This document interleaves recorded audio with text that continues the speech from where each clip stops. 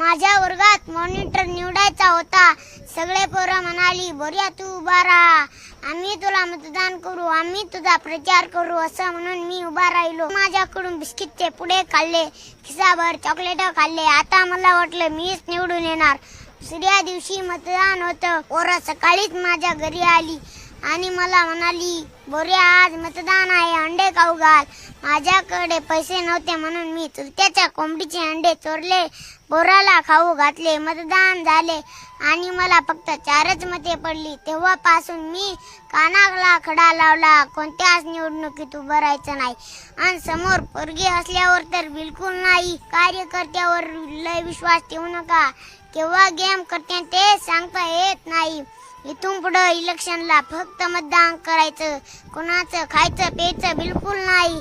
मी जसंच करायचो तसंच पोरांनी माझ्या बरोबर केलं. जे लोकशाहीची सुविधा.